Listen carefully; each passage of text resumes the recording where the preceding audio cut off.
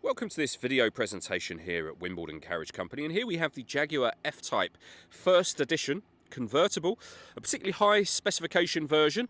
We are going to run through some of the controls on the inside of the vehicle shortly, after we've had a little walk around the outside, where you can see that it's a two-door car, of course, with those black alloy wheels. We're going to start off inside the boot area of the car first of all.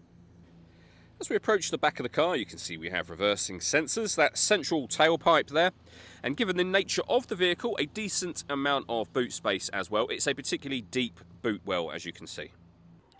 Okay, so we're just going to work our way back around to the front of the car, and then hop in and run through the controls, as I mentioned, on the inside. Now that we've done a full circle of it, though, firstly, you can see the alloy wheels are in pristine condition the whole way around, as is the bodywork.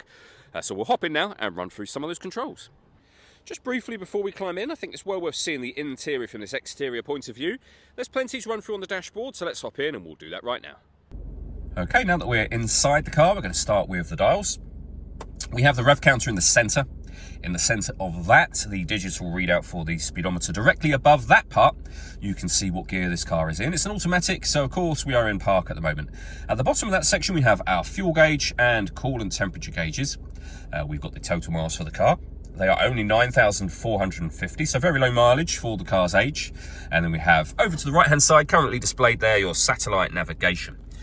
As we back out to the steering wheel, we have the minus and plus paddles, so you can change down or up a gear manually with this automatic gearbox. On the left-hand side, we have our stereo and phone controls. And over on the right-hand side, we have cruise control, speed limiter, and the heated steering wheel, which you can turn on, and it's on when that light shows, or back off again from there. Over into the centre next, the main touchscreen for the vehicle, which is where you will access, amongst other things, your main satellite navigation screen, as you can see. You can access the menus down here, or you can hit the home button to go back to where we started just a moment ago, where you can, of course, pair your phone, as you can see, and access your audio menu as well. So this car's got DAB radio, AM and FM radio as well. If you want to listen to your own music, you can stream it wirelessly via Bluetooth audio once you paired up your phone, of course. And this car has got a full reversing camera, as you can see, with guidelines that show you what direction the car is headed in relation to the image that's being shown on the screen. Below that, we have dual zone climate control. You can adjust the passenger temperature, the driver temperature. You can increase and decrease the fan speed from here. When you're happy with those settings, that's your air conditioning on. Same button to turn it off again, or hit auto.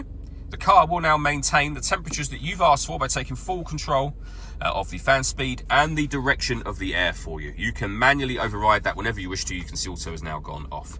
We can recirculate the air that's in the car. That's a great way of heating it up or cooling it down quickly, depending on the temperatures we've set up here. And we've got a heated rear and proper heated front screen there as well.